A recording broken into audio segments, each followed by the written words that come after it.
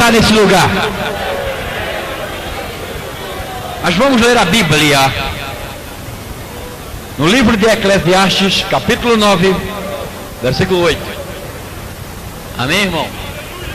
Vamos se preparando, porque os nossos corações vão receber uma dinamite espiritual. Aleluia.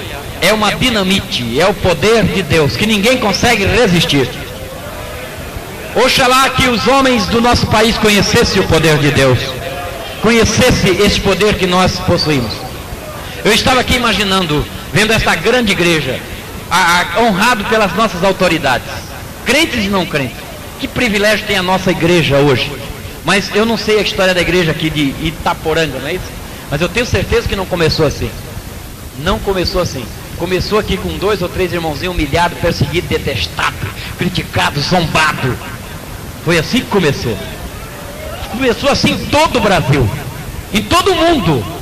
Começou em todo mundo. Essa igreja não começou honrada, cercada de pessoas importantes, amigas nossas, não. Começou com um irmãozinho humilhado, perseguido, criticado. Não vai nessa igreja, esse povo não presta, do diabo. O povo da Bíblia não presta. Esse povo, eu me lembro lá no Paraná, quando apareceu os primeiros evangélicos na cidade que eu morava, o meu pai dizia, não passe na porta dessa igreja, porque na hora que eles fazem aquele barulho, aparece um bode preto lá, e o bode preto ataca todo mundo, deixa o povo doido. Olha, cuidado com esse povo. Mas essa igreja não parou de crescer.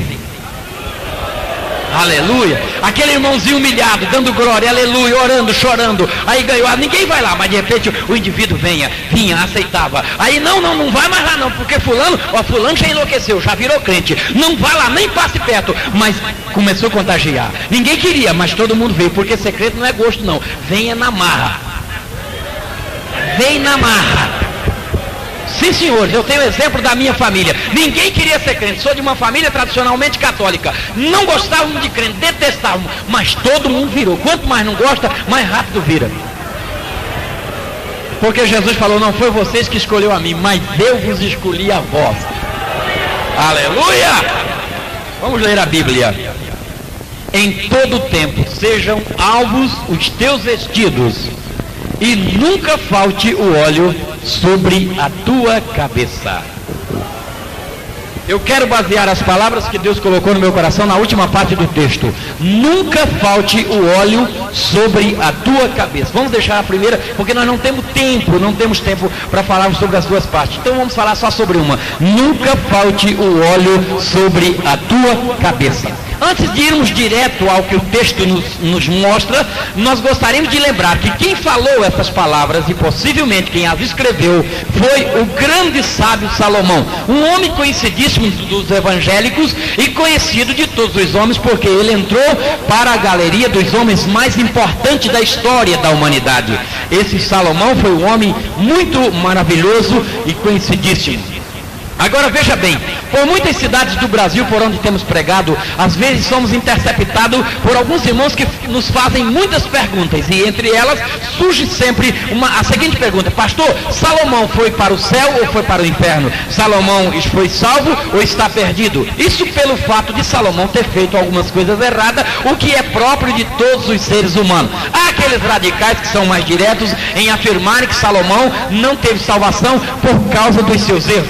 Veja bem, quando me fazem esta pergunta, eu gosto sempre de responder dizendo que Salomão teve 3 fases em sua vida. E então eu quero falar sobre isso para que os irmãos conheçam quem é que falou esta palavra. Porque eu não posso acreditar no que alguém disse, sendo que eu não sei quem é ele, não conheço nem sequer o seu destino eterno. Deus também não permitiria que um homem condenado a viver no inferno pudesse nos dar exemplo tão maravilhoso como deu Salomão. Então eu gostaria de falar sobre a vida de Salomão, para depois irmos ao que ele falou e analisarmos as suas palavras. Eu gostaria de falar sobre a vida de Salomão em 3 fases. A primeira fase começa por volta do seu nascimento. Ele teve um privilégio que eu não tive. Ele procedeu da união da rainha Batseba com o rei Davi. Ele procedeu de uma família tradicionalmente rica na época.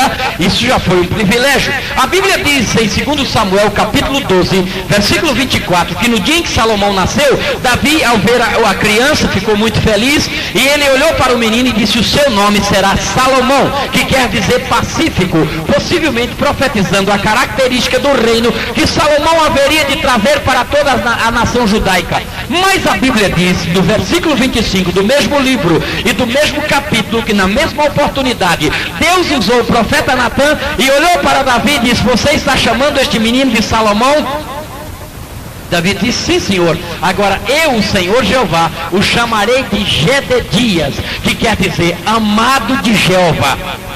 Deus falou: esse menino é meu amado. E eu quero dizer uma coisa para os senhores: quando Deus ama o homem, Deus não permite que uma pessoa que ele ama vá para o inferno. Ele batalha para que essa pessoa seja salva até na última hora, porque ele ama. Os senhores pensam que nós somos crentes porque somos bonzinhos? Isso é um direito de mérito? Não, senhores, nós somos crentes porque Deus nos amou em Jesus Cristo, e por isso nós estamos aqui dentro da igreja. Quando nós estamos fracos, Ele nos fortalece. Quando vamos cair, Ele nos segura. Se caiu, Salomão foi próspero nesta primeira fase dos dois aspectos. Na vida material, a história diz que com 19 anos de idade, ele assumiu o trono no lugar de Davi, seu pai, daquele grande povo de Israel, uma grande massa humana que Deus havia levado para aquela pequena nesga de terra na Palestina e tinha abençoado. Eles viviam felizes na época, e então Deus elegeu a Salomão e colocou no trono com 19 anos no lugar de seu pai, e Deus abençoou Salomão. A Bíblia diz que ele foi o rei mais rico da época,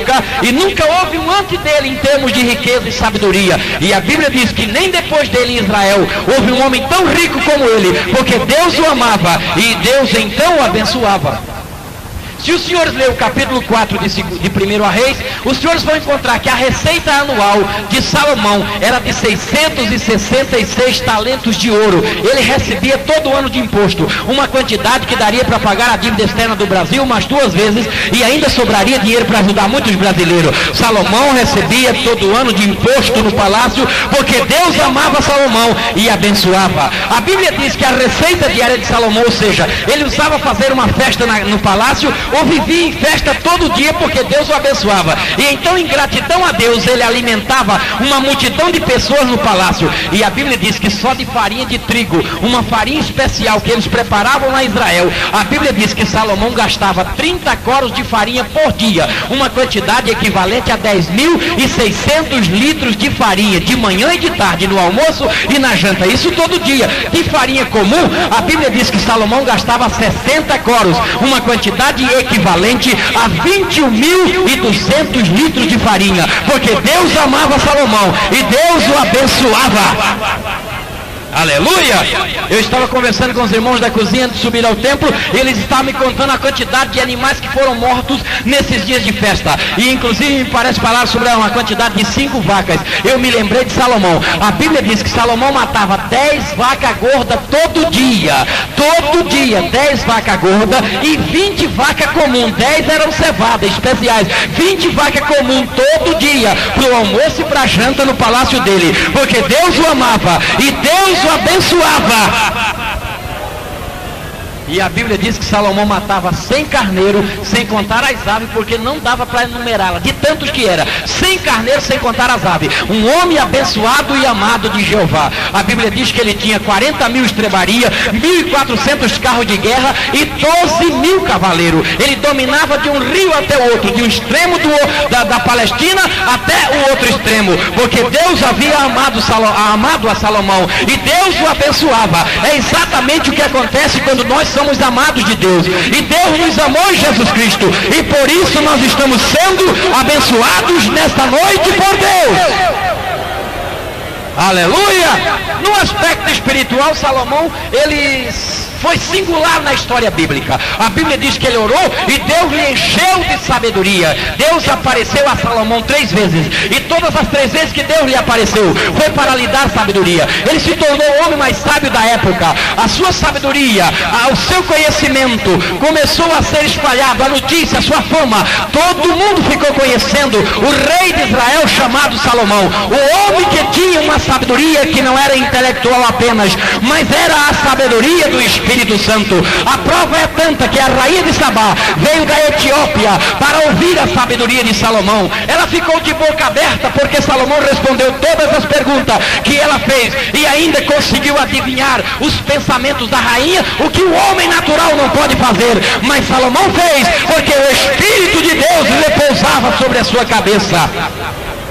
A Bíblia diz que a rainha ficou de boca aberta. No final de todos os testes que ela fez com Salomão, ela disse: eu estou apavorada. O que me disseram sobre você é bem menos do que eu estou vendo. Eu vi muito mais do que me disseram na minha terra. E então fez um teste com ele. A história diz que ela trouxe dois vasos de flores artificial e original da terra dela, mas eram muito parecidos. Colocou a distância e disse: o Espírito de Deus é sobre você. Eu quero que você me diga sem tocá-las qual daqueles vasos de flores são original ou artificial.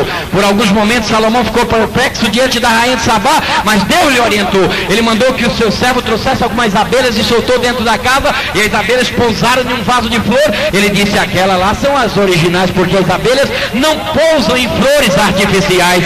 E ela disse: é incrível a sabedoria que Deus te deu. Aleluia! Aleluia! Ele foi tão sábio que ele escreveu 3 livros da Bíblia. O senhor sabe disso: Eclesiastes, Provérbios e Cantares de Salomão. O senhor sabe que ele compôs 1005 cânticos e disse 3.000 provérbios. Era filósofo. Ele disse 3.000 provérbios, mais do que Sócrates e muitos outros da história da filosofia. Ele disse 3.000 provérbios. Como se tudo isso não bastasse, ainda escreveu o Salmo 72 e o Salmo 127, porque Deus o havia enchido do Espírito Santo. Mas aí entra a segunda fase na vida de Salomão. Como qualquer homem é capaz de se envaidecer devido à riqueza, o poder, ele se envaideceu, deixou o orgulho tomar conta da sua vida, construiu um harém, encheu de mulheres princesas, se levou pela idolatria, pelo pecado de prostituição, e isso afastou Salomão do Espírito de Deus. Ele ficou distante de Deus. Um vazio dentro da vida de Salomão tomou conta daquela alma. Ele ficou longe do Deus de Israel, do Deus de Abraão, do Deus de Isaac, do Deus de Jacó e do Deus de Davi, seu pai. Mas quando Salomão ficou velho, entra a terceira fase da vida dele. Ele se converteu, se arrependeu, reconciliou com Deus e viveu o resto da vida não como rei, mas como pregador. Ele virou pregador como eu. Largou de ser rei, deixou o trono, deixou o filho dele no trono, mas disse: agora eu quero ser pregador. Tem gente que até assumiu: pastor, pregador, virou pregador. Pode ver, Eclesiastes capítulo 1, versículo 12. Eu, o pregador, fui rei sobre Israel. Ele não está dizendo eu sou, ele disse fui, ele era pregador. Eu, o pregador, fui rei sobre Israel. Aleluia. E sabe o que é que Salomão pregava? Ele pregava o Eclesiastes, que foi o último livro que ele escreveu quando estava velho. E por que ele pregava o Eclesiastes? Porque ele não pregava para uma multidão que nem eu estou pregando hoje, que não sabe a minha vida, não me conhece, mas ele pregava para uma multidão que tinha visto ele crescer no palácio real em Jerusalém, tinha visto ele governar o povo de Israel e conhecia todos os erros de Salomão. E então o que ele pregava? Ele pregava para aquela multidão e dizia: gente, eu fui rei sobre Israel, como vocês sabem. Eu tive ouro, tive prata, tive dinheiro, tive fazenda, tive tudo o que queria. Eu tive mulheres, princesas, eu tive tudo. Mas eu descobri: tudo é vaidade. Tudo é vaidade. Tudo é vaidade. Tudo é vaidade. E ele terminava sempre o sermão dele dizendo assim: teme a Deus, guarda os seus mandamentos, porque este é o dever de todos os homens. Oh, aleluia! Foi esse Salomão que disse: nunca falte o óleo sobre a tua cabeça. Agora surge uma pergunta: mas pastor, por que Salomão, sendo o homem mais sábio, disse nunca falte óleo sobre a tua cabeça? Veja bem, ele poderia ter dito nunca falte óleo sobre o teu coração, uma vez que aparentemente o coração é uma das partes mais importantes do corpo. A Bíblia fala tantas vezes: filho meu, dai-me o teu coração, porque Deus quer morar no teu coração, porque o teu coração. Mas se formos analisar a realidade, quando a Bíblia está falando de coração, ela está usando um sentido figurado, não está falando de um bolo de carne que trazemos no nosso peito, que é uma bomba para funcionar o sangue e mantermos vivos na terra. Não é nesse bolo de carne que Deus mora. Deus mora na nossa alma, no nosso espírito. Ele mora na nossa personalidade, naquilo que nós somos, no homem interior. Deus mora no Jackson que está dentro deste. Aleluia! Agora Salomão descobriu uma coisa que a medicina moderna levou muitos anos para descobrir. Ele descobriu que o segredo da vida não estava no coração apenas, estava no cérebro. Ele disse: nunca falte óleo sobre a tua cabeça. É porque não tinha na linguagem dos hebreus a palavra cérebro, o vocábulo cérebro. Senão ele tinha dito: nunca falte óleo no teu cérebro, porque ele sabia que o segredo estava no cérebro. É tanto que a medicina, antigamente, uma pessoa morria, examinava, o coração estava parado, dava o atestado de óbito, era enterrada. Mas evoluiu, descobriu que pessoas sofriam parada cardíaca cardíacas e depois eram enterradas vivas, e depois voltavam, mas acabavam morrendo. E então aonde está o segredo da vida? Está no cérebro. Hoje só está morto se o cérebro estiver parado, coração e cérebro. Mas Salomão descobriu antes da medicina. Por isso ele disse: nunca falte óleo sobre a tua cabeça, porque o cérebro é a torre de controle do corpo. Todos os demais membros do teu corpo vivem em função do cérebro. E então, se o Espírito Santo dominar o teu cérebro, dominar a tua cabeça, todos os demais membros do teu corpo viverão em função da vontade do Espírito Santo, e você servirá a Deus de corpo, alma e espírito.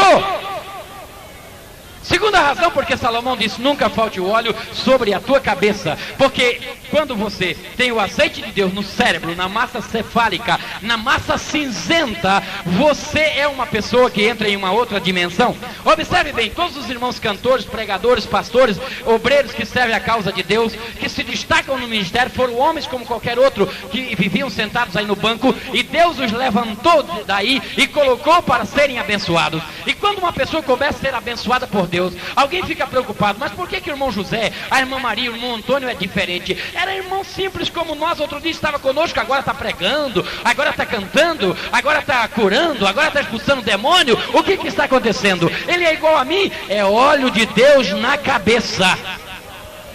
Aleluia! É óleo de Deus na cabeça. O Espírito de Deus entra no cérebro, nas células, e então enche de pensamentos positivos. Aqueles pensamentos negativos: ah, não dá para mim, eu não posso, eu não consigo, sou novo ainda, não é tempo, vou esperar, desaparece. E começam a ser substituídos por pensamentos positivos. Quando você quer pensar: não, eu não posso, aí o Espírito Santo lá no cérebro, na origem do pensamento: você pode, você consegue, você pode, você faz, é você mesmo, eu estou te mandando, faça! Aleluia! E a gente não suporta ouvir a voz do Espírito Santo, e então começa a fazer um trabalho diferente para Deus, porque os pensamentos negativos desaparecem. Eu me lembro que eu vivi muitos anos na igreja, e eu dizia: não, eu não posso, não, isso não é para mim. Mas um dia, o Espírito de Deus invadiu a minha alma, e daqui a pouco eu começo: não, eu posso, é comigo mesmo, eu vou fazer, e começa a fazer. Mas o que aconteceu com o irmão Jackson? Eu fui criado numa igreja desde garoto, dei muito trabalho para o pastor, todo mundo sabia que eu era problemático. Daqui a pouco eu começo a mudar. O que aconteceu com o senhor, irmão Jackson? Não sei. O que aconteceu? O senhor não pregava, agora está pregando. O senhor tinha medo de endemoniado, agora está expulsando o demônio. Os enfermos não saravam, agora sara. Não sei, mas eu descobri depois: o óleo de Deus na cabeça. Aleluia! Aleluia! Óleo de Deus na cabeça. Nunca falte o Espírito Santo no teu cérebro, na tua cabeça, porque você entra em uma dimensão maior. Eu quero dar o exemplo de um homem na Bíblia que os senhores conhecem muito bem. O nome dele é Davi, pai de Salomão. Por isso Salomão tinha convicção quando falou: nunca falte o óleo sobre a sua cabeça. Veja bem, Davi era um moço comum, era um moço natural como qualquer outro moço da nossa época. A Bíblia diz que ele era um simples pastor de ovelha, sempre em contato com a natureza lá no campo, um moço retraído, pacato, que vivia lá no interior apacentando as ovelhas do pai.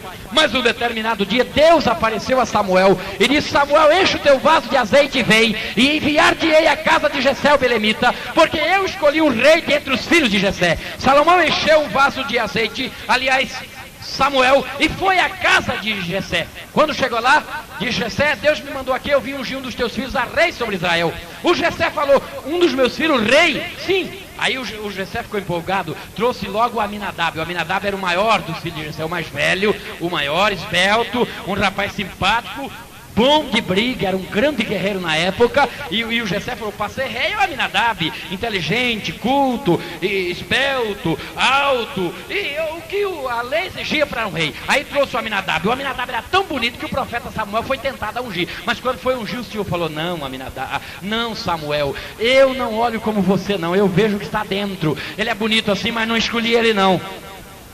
Aí, não é esse. Aí traga um Samar, era o outro também e tal, bonito, esbelto, traga um Samar. O Senhor falou: também não é o Samar. E foram trazendo todos, não era ninguém. O Samuel falou: acabou-se os mancebos, Jessé? Não, acabou não. Tem um rapazinho, o Davizinho é o caçula, tem 17 anos, mas ele não tem condição de ser rei. Se o Aminadab não tem, o Samar não tem, coitadinho do Davi. Ele é pastor de ovelha, viçola no campo, a única coisa que ele sabe tocar é a harpa, toca muito bem, mas fora disso não sabe mais nada sobre política, economia, administração. Ele não fez curso de nível superior, ele não tem condição de ser rei de Israel. E o Samuel falou, só que ninguém vai almoçar hoje enquanto não trouxerem ele aqui. Trague aqui o rapaz. Foram buscar o Davi está lá olhando as ovelhas. Daqui a pouco alguém chega e fala, Davi, Samuel está te esperando, diz que não vai almoçar enquanto você não chegar. Samuel era o homem mais importante de Israel na época, afinal ele exercia uma função de juiz e sacerdote e ainda orientava o rei Saul, que estava fora da vontade de Deus. E aí, Samuel quer falar comigo, tinha que marcar audiência para falar com Samuel, porque ele era um homem ocupadíssimo na obra de Deus, e agora queria falar com o Davi. Eu deduzo que o Davi nunca tinha apertado a mão de Samuel antes daquilo, e agora o Samuel queria falar com ele. Era como se uma pessoa importante do governo do presidente Collor fosse na minha casa me procurar. Eu ia ficar preocupado com o que está acontecendo, porque Samuel era um homem importante no governo de Israel na época. Agora queria falar com o pastorzinho de ovelha lá do mato, o Davi veio. Quando chegou, o Espírito de Deus falou, Samuel é esse. Aí o Samuel pegou o azeite e derramou na cabeça de Davi, e a Bíblia diz assim, o Espírito do Senhor se apossou da vida de Davi. Aleluia!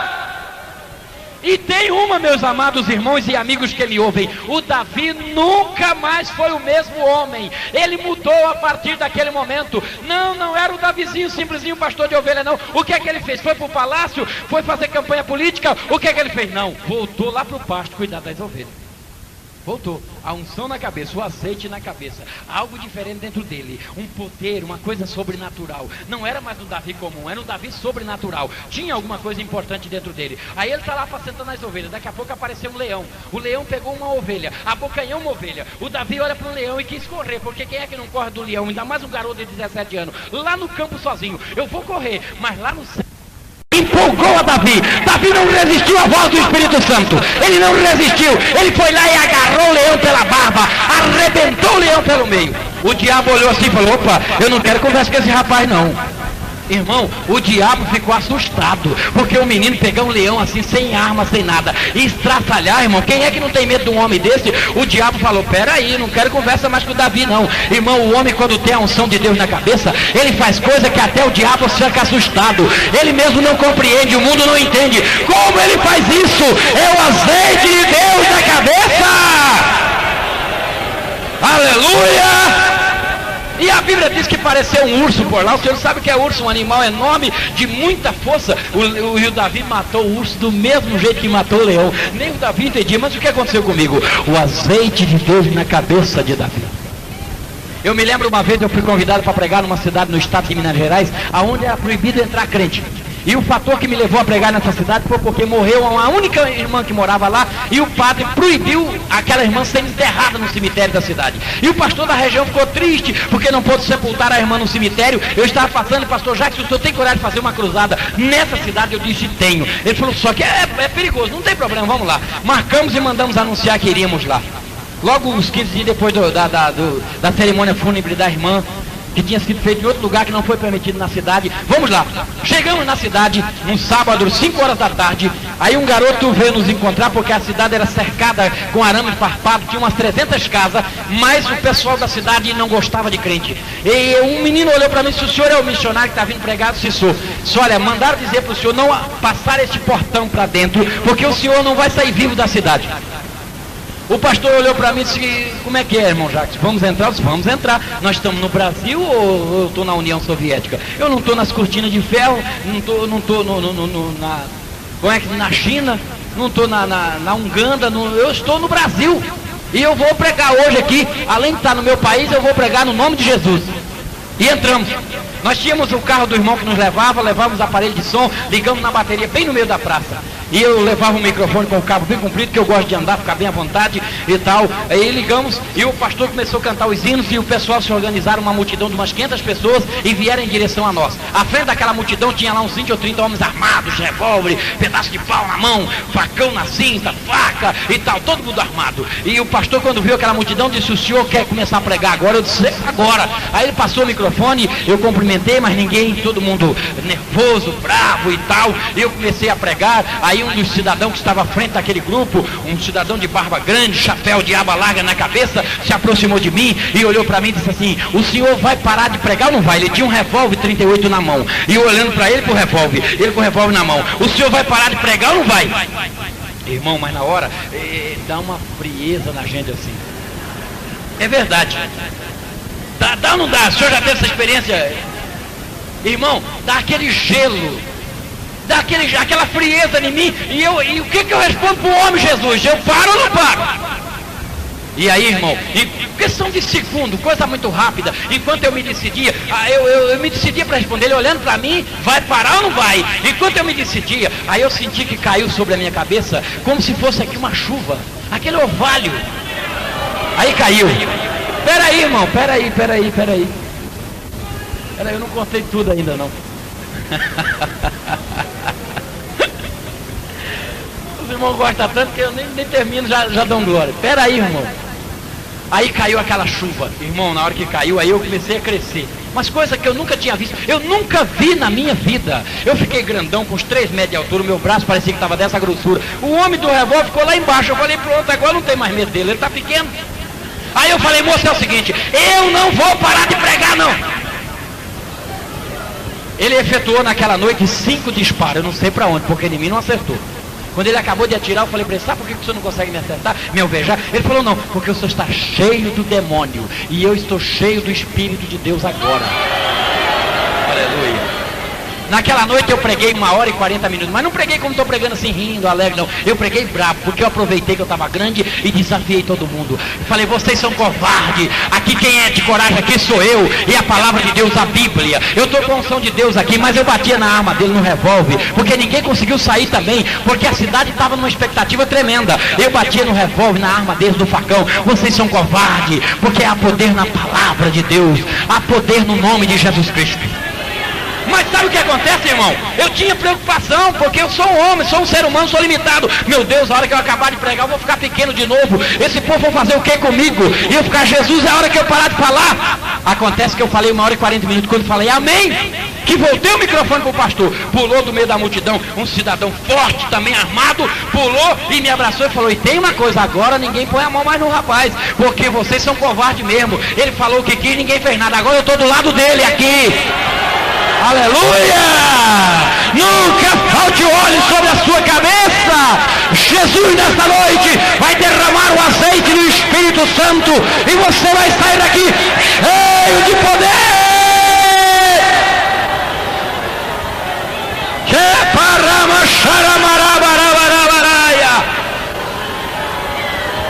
Aleluia! Nunca falte óleo sobre a tua cabeça. Mas escute, irmãos, a história de Davi não parou aí não. Davi continuou apacentando as ovelhas. Num determinado dia recebeu um recado do pai dele: meu filho, vem para casa. O Davi veio. O Gessé falou: meu filho, faz 40 dias que teus irmãos foram para a guerra, eu não tenho notícia. Eu gostaria que você me levasse esses alimentos para os teus irmãos, esses queijos para o chefe da bagagem, e me trouxesse a notícia, como vai a guerra. E o Davizinho se preparou, foi para a guerra. 17 anos para 18, o garoto não era grande, era um jovem de pequena estatura. E lá se foi para a guerra. Quando ele chegou no arraial, a guerra não era uma guerra fria como hoje, guerra atômica, armas nucleares, não. Era guerra mesmo de sangue quente, de um enfrentar o outro mano a mano, como diz o paulistano. Não é verdade? Era de espada, de pontapés, era briga mesmo física. E o Davi chegou lá na guerra e percebeu um silêncio, não tinha barulho de guerra, não tinha nada. O Davi perguntou para o chefe da bagagem: escute, o que está acontecendo aqui? Não está parecendo guerra? Eu estou observando um silêncio aqui no campo de batalha. Coincidiu que na hora que Davi chegou, o grande guerreiro dos filisteus, chamado como Golias, ia descendo lá do outro lado do campo dos filisteus. Um homem zarrão de alta estatura vinha descendo. O chefe da bagagem já estava fora do plano de Deus, desviado, sem azeite da unção na cabeça. Falou: olha, Davi, você não sabe o que está acontecendo, meu filho. Está vendo aquele grandalhão que vem descendo lá do outro lado? Mas o Davi ficou procurando, porque quando o homem tem a unção de Deus, nada para ele é grande. Agora, quando perde a unção, tudo é grande para ele. Irmão, como está? Uma luta está grande. Como é que foi o culto? Foi grande demais. E a tribulação está grande, a oferta é grande, os problemas é grande, tudo é grande para ele. Mas o Davi, com a unção, não via grandeza no homem. Cadê o grandalhão? Isso é aquele lá, o Golias. Olha ele lá, ele vem descendo. Porque na realidade o Golias era um anão espiritual agora. Gigante era o Davi, porque tinha a unção de Deus na cabeça. Mas cadê o homem zarrão? Aí o Davi olhou e disse: aquele lá, se é aquele lá. Ele está desafiando o exército de Israel faz 40 dias. E ele falou que se tiver um guerreiro que tenha coragem de lutar com ele e vencer ele, a vitória será nossa. Mas se ele vencer o nosso homem, a vitória será deles. E tem uma coisa, nem mesmo o rei Saul, que é o homem mais alto de Israel, não tem coragem de lutar com ele. O rei está tão apavorado, com tanto medo, que o rei está dando a filha dele em casamento para quem tiver coragem de brigar com Golias. A última coisa que um pai pode fazer é negociar a filha, mas o medo de Saul era tanto que falou: dou minha filha em casamento para quem matar o Golias. E o interessante é que tinha muitos rapazes solteiros em Israel, mas nessa hora todo mundo desistiu de casar, porque não tinha a unção de Deus na cabeça. Ninguém queria casar com a filha do rei. Mas irmãos, quem é que não queria casar com a filha do rei de Israel, mas tinha que matar o Golias? Então todo, não quero casar. Aí o Davi disse: não estou preocupado com o casamento, eu quero saber com quem eu tenho que falar para brigar com Golias. Você tem que falar com Saul, com o rei de Israel. Aí levaram o Davizinho na tenda de Saul, um homem zarrão. A Bíblia diz que ele soube sair a todos os demais homens de Israel do ombro para cima. Todos os israelenses estavam do ombro para baixo de Saul. Aquele homem forte, corpulento, fisicamente muito forte. Aí chega o Davi, aquele garoto, bate na porta da tenda do Saul. Saul saiu de lá amedrontado. O que você quer aqui, meu filho? O que você vem fazer na guerra? Aqui não é lugar de menino, de criança. Se eu quero brigar com o Golias. O Saul olhou: peraí, você tem certeza? Está falando verdade? Eu quero brigar com Golias. Meu filho, você não tem condição. O Golias é estratégico, é guerreiro, é treinado nas academias dos filisteus, é homem que já trouxe muita vitória para os filisteus. Você é um pastorzinho de ovelha, uma criança. Você não tem tática de guerra. Como é que você vai lutar com esse homem? O Davi falou: rei, vou te contar um testemunho aqui, porque a fé vem pelo ouvir. Aí eu vou dar um testemunho da minha vida. Tá vendo esse meninozinho aqui, franzino, pequeno? Tô vendo. Olha, eu já matei um leão com a mão desarmada, em nome do Senhor dos Exércitos. Eu peguei pela barba e matei. E matei um urso também. A fé do Saul cresceu. Você fez isso? Fiz em nome do Senhor dos Exércitos. O Saul falou: você tem coragem? Tenho, e vou matar esse Golias também, em nome do Senhor dos Exércitos. Aí o Saul falou: tá muito bem, só que você não tem arma de guerra, você não tá trajado, não tá fardado, como você vai? Pega as minhas vestes. Mas o homem zarrão bota as vestes de guerra no coitado do Davi. Aí o rei Saul arranca da couraça de aço, bota a couraça para você não ser alvejado no tórax. Aí bota uma couraça. A história diz que a couraça de um guerreiro chegava a pesar 60 quilos. Já pensou uma couraça de aço de 60 quilos nas costas, no peito, nas costas de um garoto de 17 anos? O coitado do Davi chegou a gemer, se encolheu tudo com aquele peso. O rei arranca a espada, amarra na cinta de Davi. O Davi lá na frente, a ponta da espada arrastando lá atrás. Calça as botas no Davi. As botas do Saul batiam quase na cintura do Davi. Bota o capacete dele na cabeça do Davi. O capacete estava no tórax do Davizinho. O Davi tentou andar, disse: não, rei, eu não posso nem andar, eu estou todo amarrado. Jogou aquilo tudo, roupa, jogou capacete, couraça, jogou tudo para lá. Se eu vou lutar com esse homem, em nome do Senhor dos Exércitos. Aleluia! Em nome do Senhor dos Exércitos!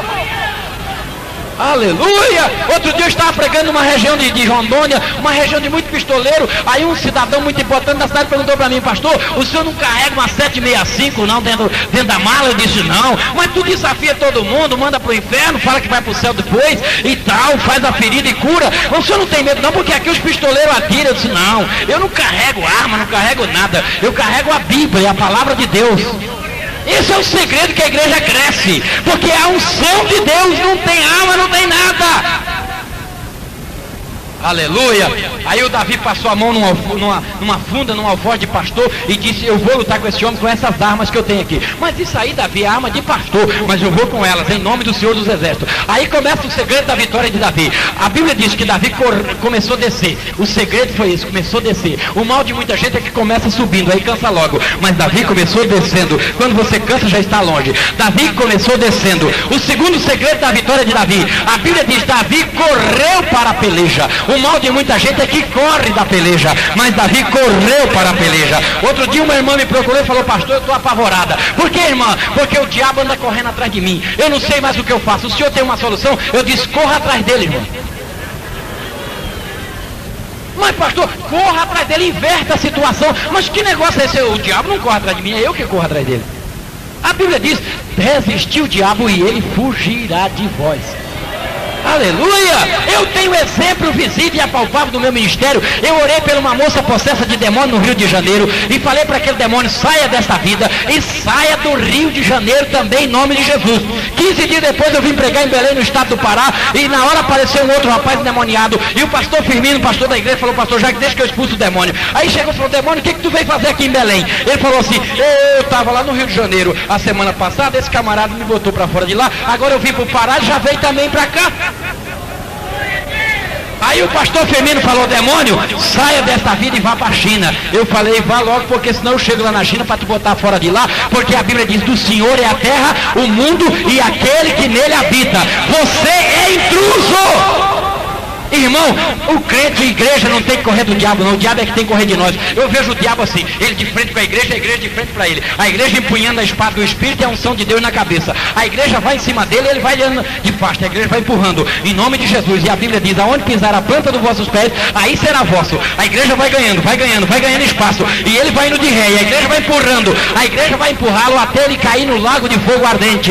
E a nossa vitória se completa para sempre. Oh, aleluia! Davi correu para a peleja, e a Bíblia diz que ele atravessou o ribeiro. Terceira razão da vitória de Davi, além da unção de Deus na cabeça: ele atravessou o ribeiro, e na hora que ele atravessou o ribeiro, ele pegou 5 pedrinhas do ribeiro. Os senhores sabem que aquelas 5 pedrinhas representam os 5 nomes de Jesus Cristo, registrado no livro de Isaías, capítulo 9, versículo 6, onde diz: Deus forte, conselheiro, Pai da eternidade, príncipe da paz e maravilhoso. Ele pegou as 5 pedrinhas e botou no alforje de pastor. E aí a Bíblia diz: ele entrou primeiro no campo do inimigo. O segredo é exatamente isso, é entrar no campo do inimigo antes que o inimigo entre no nosso campo. Um irmão da minha igreja chegou uma certa vez chorando na minha casa: pastor, tem um macumbeiro acendendo vela na porta da minha casa. O que é que eu faço? Vá na porta da casa dele fazer culto, cantinho na porta da casa dele, ore que ele deixa de vir na tua casa, porque você não vai até o inimigo, ele vem até você. Davi não esperou, Davi entrou primeiro no campo do Golias, e a Bíblia diz que Davi se preparou para a peleja. E o Golias olhou para o Davi e disse: você, menino, vem lutar comigo. Eu vou te matar, vou te dar a tua carne para as aves do céu comer, as aves de rapina. Você não tem condição de lutar comigo, eu sou o Golias. Davi falou: você vem a mim com espada, com armas. Agora eu vou indo aqui em nome do Senhor dos Exércitos. Em nome do Senhor dos Exércitos. Em nome do Senhor dos Exércitos. É o que eu disse: em nome de Jesus Cristo. Em nome de Jesus Cristo. Em nome de Jesus Cristo. Esse nome para mim é tudo. Esse nome é maravilhoso. Às vezes eu ando dizendo o nome de Jesus direto. Tem irmãos que falam: mas o senhor até fala rindo, brincando, contando causa. Não, é um mistério. No nome de Jesus Cristo. No nome de Jesus Cristo. E o Golias estava todo protegido, coraça de aço, o capacete de bronze que tapava toda a cabeça de Golias, e ficava só uma partezinha descoberta aqui, entre os olhos e aqui em cima do nariz. E o Davi passou a mão no alforje de pastor, meteu a mão no alforje, e aí é que entra a unção de Deus na cabeça. Ele pegou a pedra, maravilhoso, o Espírito Santo falou: não é essa. Pegou a pedra, conselheiro, o Espírito Santo falou: não é hora de conselho, Davi. Aí ele pegou a pedra, Pai da eternidade, também não é essa. Aí ele pegou a pedra, Deus forte, o Espírito Santo falou: é essa. A unção na cabeça, a pedra Deus forte. Aí ele bota a pedra Deus forte na cabeça. Agora o que tem que fazer, Espírito Santo? Roda a funda, Davi. Aí ele corria em direção ao Golias, rodando a funda com a pedrinha na funda. Mas a pedrinha pequenininha. E ele rodava. Talvez dizendo, quem sabe até o Salmo 23, o Senhor está comigo, o seu cajado, a sua vara me consola. Ainda que eu passe no vale da sombra da morte com esse Golias, eu não temerei mal algum. Rodando ali a funda, dizendo o Salmo 91, e está correndo. Mas ele tinha um problema, era acertar o alvo. O Golias era um homem estratégico, tentaria se defender. e só tinha em cima do nariz descoberto. E como é que ele ia vejar? Ele preocupado, meu Deus, como eu faço para acertá-lo? E o Espírito Santo lá no cérebro de Davi: solte a pedra, Davi, e deixe a pontaria comigo. Aleluia! Porque aquilo que você não pode fazer, Deus se encarrega. Oh, xaramaraba, xuricandereba, xarabaia. Solte a pedra e deixe a pontaria comigo. E o Davi soltou a pedra, a mão de Deus pegou a pedra, e Deus deu um murro na testa do Golias, e o Golias caiu morto. Oh, aleluia! Nunca falte o óleo sobre a tua cabeça. Oh, xarabara, xaramai de goberrébia, canto riva, naiva, chubi, andarábia. Eu tenho certeza que muitas pessoas vão sair daqui nessa noite e nunca mais serão mesmos. Aleluia! Porque numa reunião como esta, Deus faz o azeite celestial chover sobre a cabeça do seu povo, porque Deus vem na igreja procurar homens diferentes, homens espirituais, homens que possuam a glória. Deus está procurando homens para mudar o rumo da nação brasileira, para mudar tudo nesse país, e esses homens serão encontrados dentro da igreja, se nós acreditarmos no poder de Deus. Deus hoje está derramando o azeite, porque Ele está aqui. Eu sempre falo, Ele vem na igreja, Ele enche do Espírito Santo e sai procurando homens. Ele quer homens que tenham comunhão com Ele, como Enoque, a ponto de andar 300 anos com Ele. Ele quer homem justiceiro como Noé, homem que tenha fé como Abraão, homem prudente como Isaac, homem que tenha visão como Jacó. Ele quer homem fiel como José no Egito. Ele quer homem manso como Moisés. Ele quer homem constante como Josué. Ele quer homem voluntário como Samuel. Ele quer homem conformado como Gideão, poderoso como Sansão, corajoso como Davi, sábio como Salomão. Ele procura homem avivado como Elias, decidido como Eliseu, provado como Jeremias, experiente como Ezequiel, purificado como Isaías, consagrado como Daniel e sincero como Jó, para usar nesta obra. Aleluia! Ele está derramando azeite aqui nessa noite.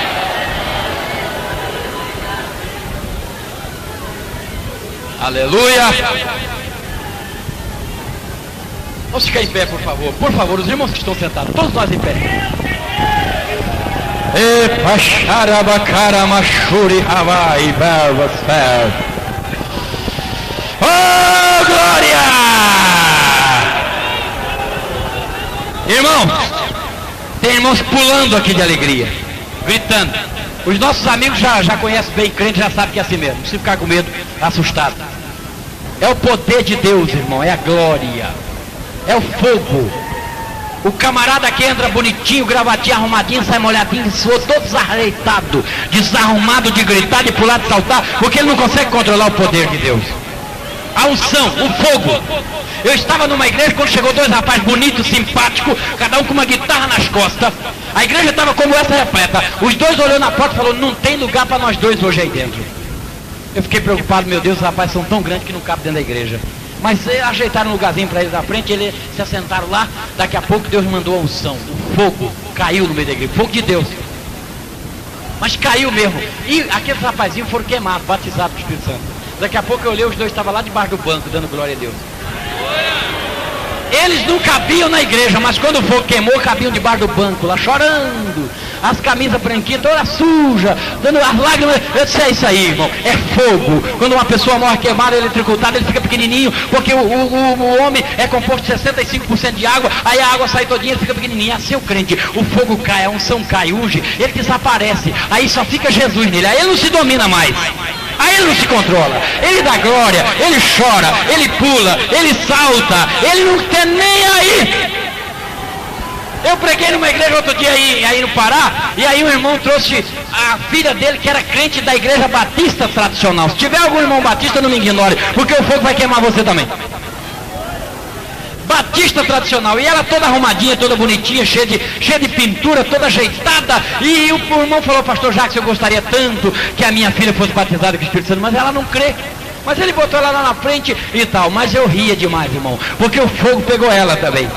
E na medida em que ela foi chorando, dando glória, pulando, suando, aí o batom foi derretendo, a pintura foi derretendo. Ela não parecia mais aquela mulher bonita, não, estava toda pintada. Parecia mais uma palhaçada que ela fazia. E eu dizia, isso aí, Jesus, manda mais.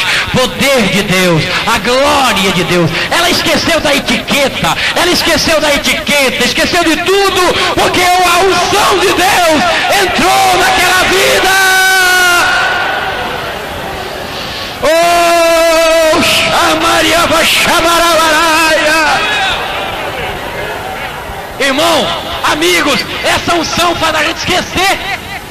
Eu já tenho alguns anos de ministério de pastor e não perdi essa graça não. Outro dia eu voava de Brasília a Belém e aí o Espírito Santo encheu quando eu estava dentro do avião. Eu fiquei cheio, eu vi uma nuvem branca e Deus me mostrou a sua glória através daquela nuvem, aquela coluna maravilhosa. E eu comecei a falar em língua estranha. A comissária correu para lá, falou, o senhor está passando mal? Eu falei, não, eu estou passando é bem. Aleluia, que coisa gostosa. E a moça olhou para mim, mas o senhor está falando o que, moço? E aí ela tentou falar inglês. Eu falei, não, filha, você não vai falar essa língua, não adianta. Ela pensou que eu era americano e tentou conversar comigo, não adianta. E eu falei, deixa eu à vontade, que eu estou falando com Deus aqui, glorificando a Deus. Irmão, é um poder, é uma glória, é uma força, é uma alegria, é coisa de Deus.